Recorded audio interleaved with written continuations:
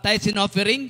Amen? So, alam ko po lahat sa mga baguhan, sa mga datihan na. So, meron na po tayo, no, nakaalaman about in tithes and offering. Oo, hindi ka nagkakamali, kapatid. Ito yung pagbibigay natin sa church. Ito rin ang pagbabalik natin sa ating Diyos na siyang nagbigay ng lahat ng meron sa atin ngayon. Amen? So, pasalamatan natin ating Diyos sa ating, no, ating mga ikapo. Kasi bakit? Doon tayo, no, nakakakilala sa Kanya at alam natin na mahal natin siya kasi binabalik natin. Amen? So, in a tithes and offering are very important part of Christianity sa ating iglesia. Bakit? Kasi by giving, we put our love for God. Because alam natin na unang nagmahal ang Diyos para sa atin. Kaya nga, di ba, sinakripisyo niya ang kanyang bugtong anak para sa ating mga kasalanan. Amen? So, before our love for money, no, nandoon na siya eh. Hindi po pera, no? Before the money, hindi po pera ang kanyang inalay, kundi ang kanyang sariling bugtong na anak. Giving also is support the church to spread the gospel and teach the Bible to the members. Amen? So, ito po yung nangyayari sa ating tithes. Wala po tayong ganitong kaaliwalas na lugar, sa maganda mga sound system, amen, sa nag-i-spread ng salita kung wala po yung mga tithes nyo.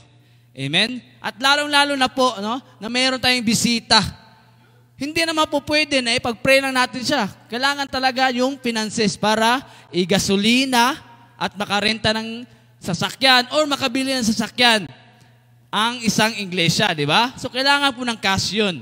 Amen? So, yun po ang isa sa importante sa ating mga tithes, kaya nagbibigay po tayo. Amen? So, bakit napaka-importante na magbigay tayo ng ating tithes and offering sa church na ating binagdarausan? Bakit? Kasi tithing is a source of income for your church. Amen? Maging sa lumang tipan, hindi pa man po uso yung pera doon, pilak doon eh. At saka mga hayop, yun po ang nilalaan nila. Diba? So, wala naman tayong farm. Wala naman tayong mga kambing baka dyan. So, it means, literal na pera ang ibinibigay kasi nagtatrabaho tayo. Kasi yun ang pinalangin natin dati na makapagtrabaho tayo. Kaya ibabalik lang natin yun. Amen? So, like any other institution, the church need that money to pay, to upkeep costs, and stay in operation. Para continue po yung gawain ng Diyos at mapalawak pa. Amen? Kasi hirap naman, tayo lang, selfish, di ba? Na tayo lang nakakarinig sa salita ng Diyos. So, nilalako po natin yun, ini-spread. So, sa pamagitan natin mga tithes, meron ng panggasolina, yung service natin para ihayo ang salita ng Diyos, ang kanyang balita. So, ito yung mga example, bakit kailangan ng tithes yung isang simbahan o iglesia.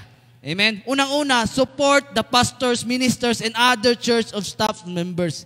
Kasi bakit? Dito po nangunguna. Saan ka ba nakakarinig ng salita ng Diyos? Di ba sa mga tao? Kasi hindi mo na maagad madidiscern yung salita ng Diyos. So, tinuturuan tayo natin mga leaders. Palakpakan muna natin mga leaders. Amen? Sa mga staff natin. Kasi yun po, sila ang nagtataguyod, nagkukontinue. Amen? So, praise God po sa mga pumarito kasi isa po kayo doon.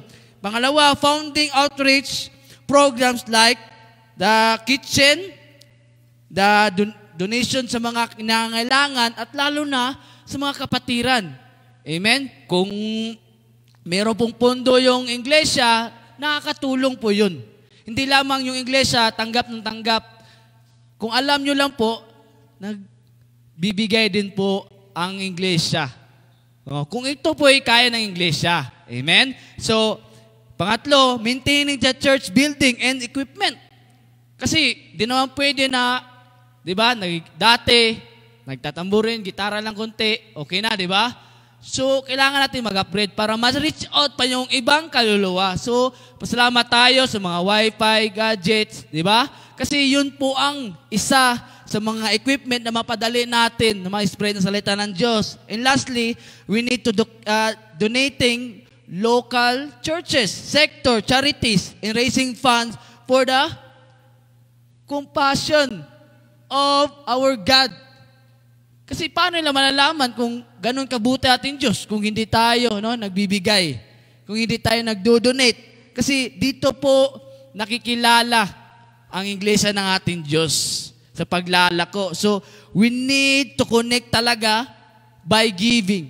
Kasi doon po tayo na mas nakakilala sa Diyos. Alam mo yung walang-wala ka na pero pinoprovide pa rin ng Diyos. Kasi bakit?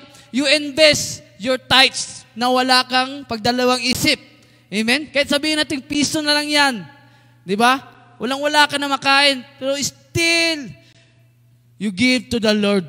Kasi alam mo, lahat ng nasa sayo ay sa Kanya galing. Amen? Jesus say in Matthew chapter 6, verse 21, For where your treasure is, there your heart will be also. So mag-iingat po tayo.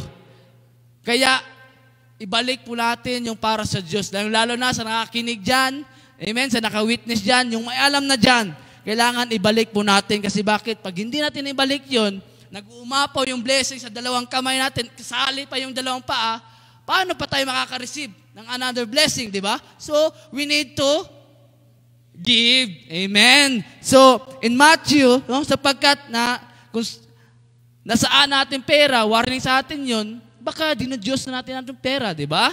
So, wag pong dapat, sana ay hindi po natin, mangyari. Giving tithes and offering puts our love for God. Amen.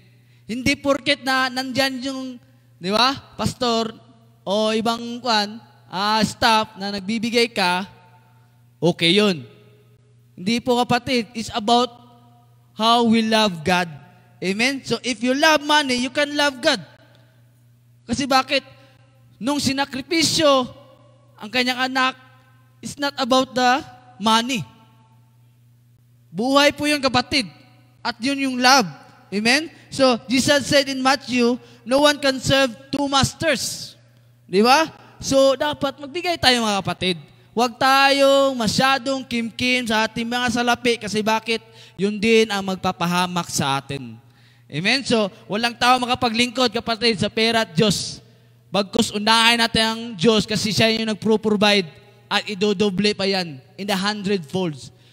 So, paalala lang sa atin, bawat isa, yung ating mga tithes, amen, ay para po sa ikakalago ng iglesia. Kasi mayaman na po ang Diyos, nasa Kanya na po ang lahat. Amen? So, God bless, people of God.